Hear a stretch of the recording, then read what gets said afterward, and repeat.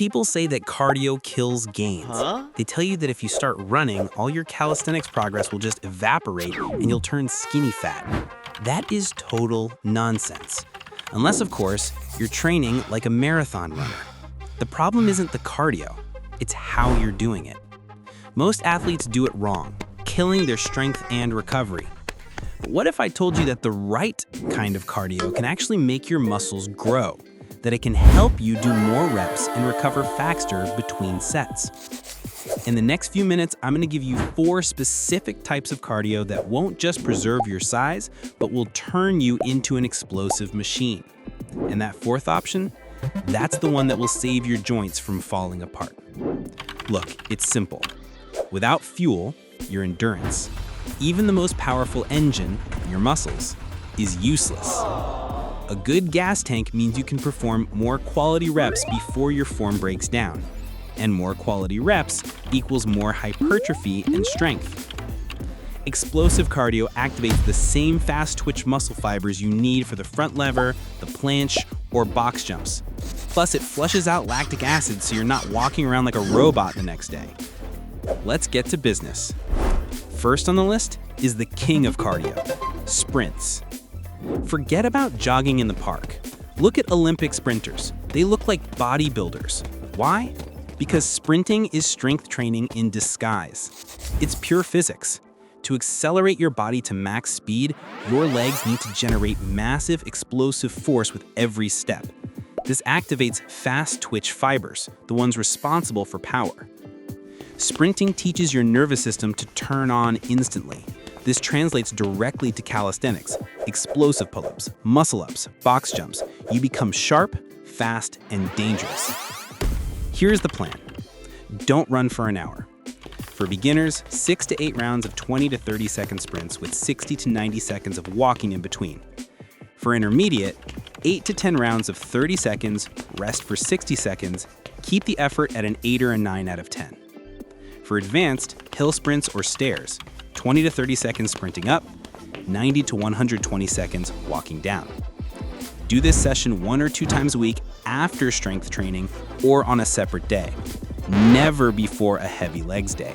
This minimizes the interference effect so you don't kill your strength numbers. Number 2, the jump rope. You think that's just for schoolgirls? Go say that to Mike Tyson. This is the most underrated tool for body control.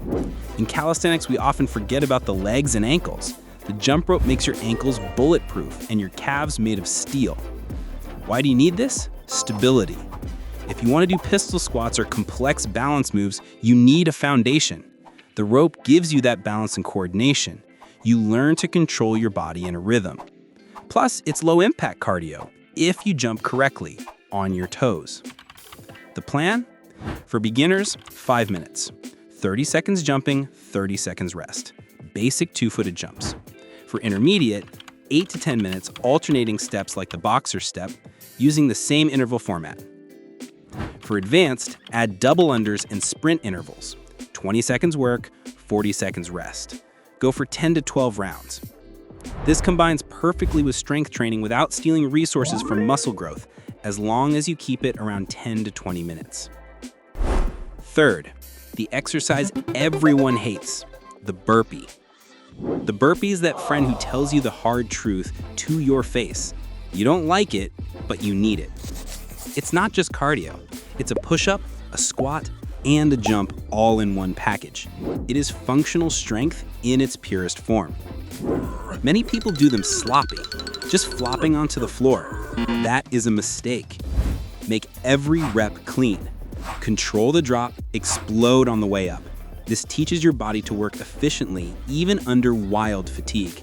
This is exactly what you need at the end of a hard set on the bar when your energy is gone, but you need to squeeze out one last rep. How to do it? For beginners, 4 to 5 rounds of 20 seconds of slow burpees without the jump, 40 seconds rest.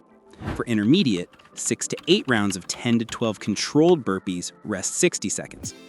For advanced, intervals, 30 seconds of jumping burpees, 30 to 45 seconds rest.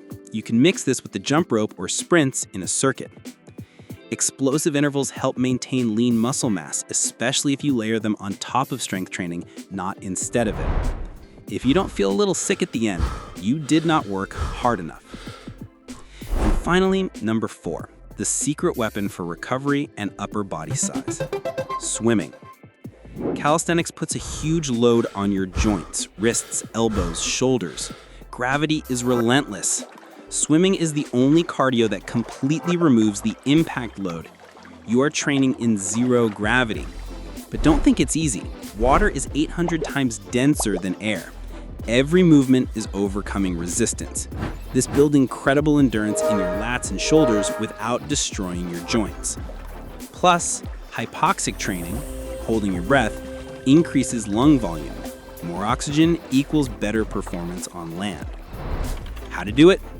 For beginners, 8 to 10 laps of 25 meters at a comfortable pace with 30 to 40 seconds rest at the wall. For intermediate, 10 to 12 laps of 25 to 50 meters at a higher pace, rest 30 to 60 seconds. For advanced, 8 to 10 intervals, 30 seconds fast swimming, 30 to 45 seconds easy swimming or rest. Use swimming on active recovery days. It gets the blood moving, speeds up the healing of microtrauma, and it gives your joints a break. Okay, now you know the exercises, but you will still lose muscle if you make one of these 3 mistakes. Listen closely. Mistake number 1, cardio before strength. Never do this. If you burn your glycogen on running, you won't have the fuel for quality pull-ups or push-ups.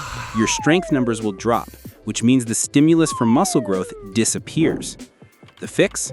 Separate them, at least a 6 to 8 hour gap. Or do cardio after the iron or the bar. Mistake number 2, trying to outrun a bad diet. You cannot compensate for terrible nutrition with training. If you eat garbage and think, I'll burn it off with sprints, you are wrong. You'll just drive yourself into overtraining. Food is fuel, not a reward. And mistake number 3, critical, starving after cardio. If you don't eat after intense cardio, your body will start eating itself. Catabolism.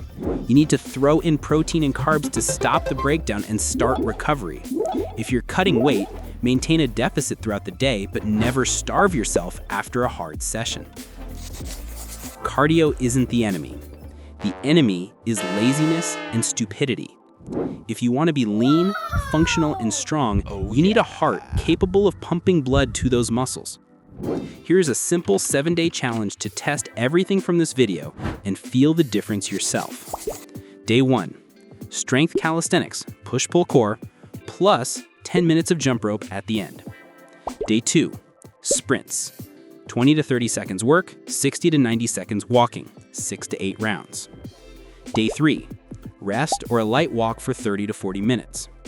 Day 4, strength training plus 6 to 8 rounds of burpees, 20 seconds each. Day 5, interval swimming, 10 to 12 laps of 25 meters, alternating comfortable and fast pace. Day 6, light calisthenics, mobility, technique work. Day 7, rest or very light activity. Watch how your body reacts after this week. I guarantee you, in a month, your performance on the bar will skyrocket. Stop looking for excuses. Go train.